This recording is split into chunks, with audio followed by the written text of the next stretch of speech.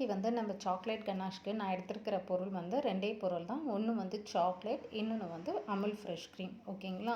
So first நம்ம வந்து chocolate பற்றி பார்த்துடலாம். சாக்லேட்டில் வந்து ரெண்டு இருக்குது. காம்பவுண்ட் இருக்குது, கோவர்ச்சர் இருக்குது.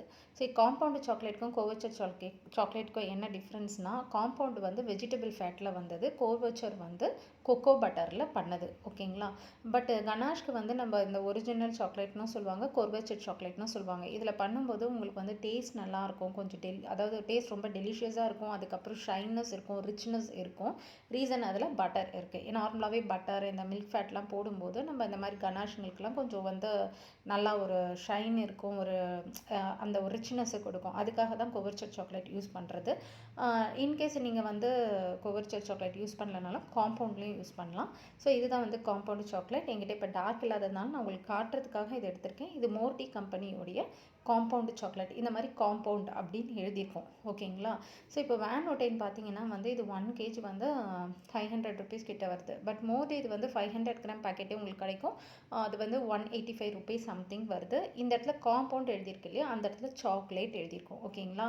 ஏன்னா அவங்களது வந்து அந்த மேலே இருக்க கவர் சேமாக தான் இருக்கும். ஸோ நீங்கள் பார்த்து வாங்கணும், டார்க் காம்பவுண்டா இல்லை டார்க் சாக்லேட்டான்னு பார்த்து வாங்கணும். ஸோ காம்பவுண்ட் வேணும்னா டார்க் காம்பவுண்ட் வாங்குங்க, சாக்லேட் வேணும்னா டார்க் சாக்லேட் வாங்கிக்கோங்க. ரெண்டாவது க்ரீம் வந்து க்ரீம் வந்து நம்ம என்ன யூஸ் பண்ண போகிறோம் பார்த்தீங்கன்னா, ஃப்ரெஷ் க்ரீம் யூஸ் பண்ணுறேன் இன்றைக்கி. ஓகேங்களா? ஃப்ரெஷ் க்ரீமில் வந்து நமக்கு நிறைய இருக்குது. அதாவது ஃப்ரெஷ் க்ரீம் இருக்குது, டபுள் க்ரீம் சொல்லுவாங்க, ஹெவி விப்பிங் க்ரீம் சொல்லுவாங்க. ஸோ அது எதனாலனா வந்து அந்த மில்க் ஃபேட் கண்டென்ட்டை வச்சு தான் இது அப்படியே அந்த இது வந்து மாறிக்கிட்டே போகும். ஸோ ஹெவி விப்பிங் க்ரீம்லலாம் வந்து 50% ஆஃப் மில்க் ஃபேட் நமக்கு இருக்கும். அது அமுல்லே நமக்கு கிடைக்குது. இன்கேஸ் உங்களுக்கு அமுல்லே வந்து ஹெவி விப்பிங் க்ரீம் கிடச்சிதுன்னா நீங்கள் அதுவே கூட வாங்கி யூஸ் பண்ணிக்கலாம். பட் இன்றைக்கி நான் எடுத்துருக்கிறது வந்து இந்த அமுல் ஃப்ரெஷ் க்ரீம். இதில் வந்து 25% ஆஃப் ஃபேட் வந்து இதில் இருக்குது. நெக்ஸ்ட்டு வந்து நான் டைரி விப்பிங் க்ரீம். நம்ம இந்த கேக்கெலாம் ஃப்ராஸ்டிங் பண்ணுறோம் இல்லையா, அந்த க்ரீம். ஸோ இந்த க்ரீமும் வந்து நீங்கள் யூஸ் பண்ணலாம். ஓகேங்களா? ஸோ அதுவும் யூஸ் பண்ணலாம், இதுவும் யூஸ் பண்ணலாம். நான் சொல்கிறது வந்து நம்ம நார்மலாக ஒரு கனாஷ் பண்ணுறோன்னா, ஒரு ரிச்னஸ், ஒரு ப்ரொஃபஷ்னலாக பண்ணுறோன்னா நீங்கள் வந்து கம்பல்சரி வந்து கோவர்ச்சர் சாக்லேட்டும் இந்த மாதிரி fresh cream or heavy whipping cream use பண்ணுங்கள். ஸோ நார்மல் இதுக்கு வந்து நமக்கு அதே டேஸ்ட்டு தான் கொடுத்தாலும் பரவாயில்ல அப்படின்னா நம்ம காம்பவுண்டு ப்ளஸ் வந்து நான் டைரி விப்பிங் க்ரீமும் நம்ம யூஸ் பண்ணலாம்.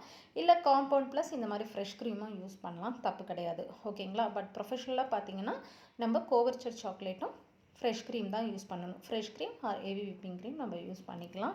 ஓகேங்களா? அதுதான் வந்து நல்லாயிருக்கும்.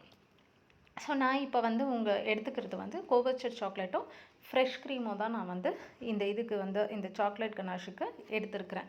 ஸோ இப்போ வந்து ரெண்டாவது வந்து இந்த சாக்லேட் கனாஷ்க்கு வந்து கன்சிஸ்டன்சி வந்து சேஞ்ச் ஆகும். கன்சிஸ்டன்சினா என்ன அப்படின்னு பார்த்தீங்கன்னா, நம்ம நார்மலாக இந்த சாக்லேட் கனாஷ் வந்து நிறைய விஷயத்துக்கு யூஸ் பண்ணுவோம். ஃபில்லிங்க்கு யூஸ் பண்ணுவோம், ஃப்ராஸ்டிங்க்கு யூஸ் பண்ணுவோம், அதுக்கப்புறம் வந்து ட்ரிப்பிங்க்கு யூஸ் பண்ணுவோம். ஸோ ஃபில்லிங்குன்னு வரும்போது வந்து நம்ம என்ன கொஞ்சம் திக்னஸ் வேணும் கனாஷ். அதே ஃப்ராஸ்டிங் வரும்போது ஒரு மாதிரி செமி சாலிடாக வேணும், ஏன்னா அந்த கேக்கில் ஃப்ராஸ்டிங் பண்ணுறதுக்கு. ட்ரிப்பிங்னால் நம்ம வந்து நார்மலாக சாக்லேட் ட்ரஃபிள் கேக்லலாம் மிரர் கிளேஸ்ன்னு சொல்லுவோம் இல்லையா, அந்த மாதிரி ட்ரிப்பிங் எல்லாம் பண்ணுறதுக்கு கொஞ்சம் லிக்விடாக, செமி சாலிடாக லிக்விடாக இருக்கணும் நமக்கு. ஸோ அந்த மாதிரி கன்சிஸ்டன்சி பண்ணணும். இன்றைக்கி நான் பண்ண போகிறது வந்து ஒரு ஃப்ராஸ்டிங் அளவுக்கு பண்ணக்கூடிய ஒரு சாக்லேட் கனாஷ் தான் பண்ண போகிறேன், ஒரு செமி சாலிட் கன்சிஸ்டன்சியில். ஸோ இதுக்கு வந்து நான் 1:1 ரேஷியோவில் நான் எடுக்க போகிறேன். அதாவது சாக்லேட் வந்து 250 கிராம்னா அமுல் ஃப்ரெஷ் க்ரீம் வந்து நான் 250 கிராம் எடுக்க போகிறேன். இதுவே நீங்கள் வந்து ஒரு ஃபில்லிங் பண்ண போகிறீங்க, ஒரு எக்ஸாம்பிளுக்கு சாக்கோலோவா கேக் பண்ணுறீங்கன்னு வச்சுக்கோங்க. அப்போ உள்ளே வைக்கிறதுக்கு அந்த ஃபில்லிங் கெட்டியாக வேணும். ஸோ கெட்டியாக வேணும்னா நம்ம என்ன பண்ணணும், சாக்லேட்டை அதிகமாக எடுத்துக்கணும், ஃப்ரெஷ் க்ரீமை வந்து கம்மியாக எடுத்துக்கணும். ஸோ அப்போ வந்து எப்படி ஆகும், சாக்லேட் 2%னா ஃப்ரெஷ் க்ரீம் வந்து 1% ஆகும். அதாவது 250 கிராம் சாக்லேட் எடுத்திங்கன்னா 125 கிராம் வந்து நீங்கள் ஃப்ரெஷ் க்ரீம் எடுத்துக்கோங்க. இப்போ ட்ரிப்பிங் பண்ணும்போது என்ன பண்ணுவோம், நமக்கு கொஞ்சம் லிக்விடாக வேணும். அப்போ வந்து என்ன பண்ணணும்னா ஃப்ரெஷ் க்ரீமோட கன்சிஸ்டன்சி நமக்கு அதிகமாக வேணும். ஸோ அப்போ அதை வந்து நம்ம டபுள் ஆக்கணும். ஓகே, 500 கிராம் எடுத்துக்கணும். சாக்லேட்டை வந்து நம்ம 250 கிராம் எடுத்துக்கணும். ஸோ இந்த மாதிரி தான் கன்சிஸ்டன்சி மாறும். ஸோ இந்த ரேஷியோ வந்து நான் என்னோடய டிஸ்கிரிப்ஷன் பாக்ஸில் கொடுக்குறேன். ஸோ நீங்கள் உங்களுக்கு கன்ஃபியூஸ் பண்ணிக்காதீங்க எவ்வளோ எடுக்கணும் எதுக்குன்றது. ஸோ அதை பார்த்தீங்கனாலே உங்களுக்கு வந்து புரிஞ்சிடும். ஸோ ஃபில்லிங்னால் என்ன மாதிரி ரேஷியோஸ் எடுக்கணும் அப்படிங்கிறது உங்களுக்கு ஈஸியாக புரிஞ்சிடும். அதை வச்சு நீங்கள் உங்களுக்கு என்ன ரெக்யர்மெண்ட், நீங்கள் எதுக்காக இந்த சாக்லேட் கனாஷ் பண்ண போகிறீங்களோ அதை நீங்கள் வந்து எடுத்து யூஸ் பண்ணிக்கலாம். கனாஷ் வந்து நம்ம வந்து ஓவன்லேயும் பண்ணலாம், டபுள் பாயிலிங் மெத்தட்லேயும் பண்ணலாம். அதே மாதிரி ஒரு பாட்டமில் வச்சும் பண்ணலாம். ஸோ இப்போ நான் 250 கிராம் எடுக்கிறதுனால கொஞ்சம் இதுவும் சேர்த்தா 1/2 லிட்டர் வர்றதுனால நான் வந்து ஹெவி பாட்டம் பேனில் தான் வந்து நான் பண்ண போகிறேன். இதே நீங்கள் கொஞ்சம் குவான்டிட்டியாக இருந்தால் ஓவன்லேயே வந்து நீங்கள் யூஸ் பண்ணி நம்ம வந்து சாக்லேட் கனாஷ் பண்ணிக்கலாம். ஸோ இப்போ சாக்லேட் கனாஷ் எப்படி பண்ணுறதுன்றதை நம்ம பார்த்துடலாம். ஸோ இப்போ நான் 250 கிராம் டார்க் சாக்லேட் எடுத்துருக்கிறேன். 250 கிராம் வந்து ஃப்ரெஷ் க்ரீம் எடுத்திருக்கேன். ஓகேங்களா. ஸோ ஃபஸ்ட்டு வந்து இது ரெண்டு தான் எடுத்திருக்கேன். இப்போ வந்து நான் வந்து ஒரு ஸ்டவ்வில் ஹெவி பாட்டம் வெசல் ஒரு பேன் வச்சுருக்கேன். ஸோ இது வந்து பார்த்திங்கன்னா ஹெவி பாட்டம் வெசல் வச்சுருக்கேன். இன்கேஸ் உங்கள்கிட்ட ரொம்ப தின்னாக தான் இருக்குது பாட்டம் அப்படின்னா 1 ஸ்பூன் தண்ணி ஊற்றிக்கோங்க, ஏன்னா அடி பிடிக்காமல் இருக்கிறதுக்காக. ஸோ இந்த இந்த பாயில்டு இந்த ஃப்ரெஷ் க்ரீமை நான் இதில் போட்டுட்டு கொஞ்சம் பாயில் பண்ணணும். பாயில்னால் ரொம்ப கொதிக்க விடாதீங்க, ஓரளவுக்கு லைட்டாக பபுள்ஸ் வந்தாலே போதும், நீங்கள் ஆஃப் பண்ணிக்கலாம். ஓகேங்களா. ஸோ இதை வந்து இப்போது நான் இதில் ட்ரான்ஸ்ஃபர் பண்ணிக்கிறேன். ஸ்டவ் ஆன் பண்ணிவிட்டேன். ஸோ ஆன் பண்ணிவிட்டு நீங்கள் இதே வந்து கேஸ் ஸ்டவ்வில் பண்ணுற மாதிரி இருந்தால் மீடியம் ஃப்ளேம்லேயே வைங்க. Medium to high R medium ஃப்ளேமில் வைங்க. ரொம்ப ஹை ஃப்ளேமில் வைக்காதீங்க, வச்சிங்கன்னா அடி பிடிக்கும். ஓகேங்களா. இன்கேஸ் நீங்கள் வந்து ஒரு 25 கிராம் 50 கிராம் கனாஷ் போதோன்னா ஒரு கிளாஸ் பவுல் எடுத்துக்கோங்க, அதில் ரெண்டுத்தையும் போடுங்க. ஸோ ஓவனில் வந்து போட்டு ஒரு 20 செகண்ட்ஸ் ஒன்ஸ்னு ஒரு 2 தடவை வைங்க. ஃபஸ்ட்டு ஒரு 20 செகண்ட்ஸ் வைங்க, அதுக்கப்புறம் எடுத்து மிக்ஸ் பண்ணிவிட்டு அகைன் ஒரு 20 செகண்ட்ஸ் வைங்க, திரும்ப மிக்ஸ் பண்ணுங்கள், அகைன் ஒரு 20 செகண்ட்ஸ் வச்சுட்டு அதை அப்படியே வந்து வச்சுடுங்க கீழே. அதுவே வந்து கொஞ்சம் நேரம் டிஸ்டர்ப் பண்ணாமல் இருங்க, அது ரெண்டும் ஒன்று மிக்ஸ் ஆகிடும். அப்புறம் மிக்ஸ் பண்ணிங்கன்னா சாக்லேட் கனாஷ் ரெடி ஆகிடும்.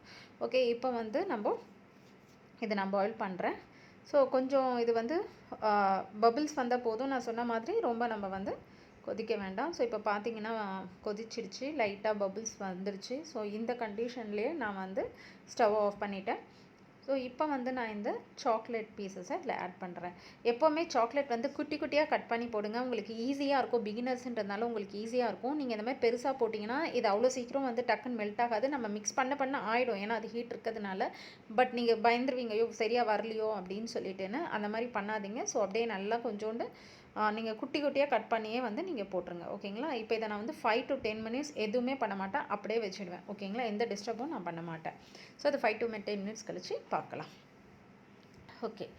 இப்போ வந்து 5 to 10 மினிட்ஸ் ஆயிடுச்சு. ஸோ இப்போ நான் இதை ஓப்பன் பண்ணிவிட்டு ஒரு ஸ்பேச்சுலா வச்சு நல்லா மிக்ஸ் பண்ணிக்கிறேன். சிலிக்கான் ஸ்பேச்சுலா தான் நான் யூஸ் பண்ணுறேன். எது வேணாலும் யூஸ் பண்ணலாம், பட் ஹேண்ட் விஸ்கர் வந்து கொஞ்சம் பெஸ்ட்டாக இருக்கும் நமக்கு, ஏன்னா அதை நல்லா மிக்ஸ் பண்ணுறதுக்கு. ஸோ நான் வந்து ஹேண்ட் விஸ்கரை எடுத்துக்கிறேன்.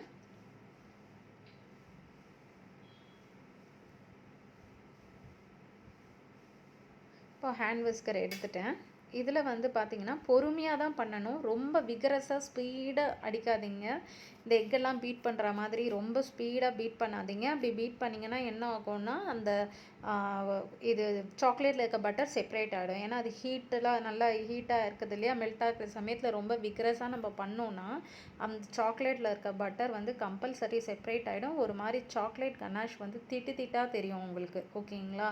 எதுவும் அது அந்த ஒரு ஷைன்னஸ் இருக்காது, ஒரு ரிச்னஸ் இருக்காது, எதுவுமே இருக்காது. ஒரு மாதிரி அப்படியே பட்டர் மிதக்கிற மாதிரி ஒரு இது இருக்கும், பார்க்கும்போதே உங்களுக்கு தெரியும்.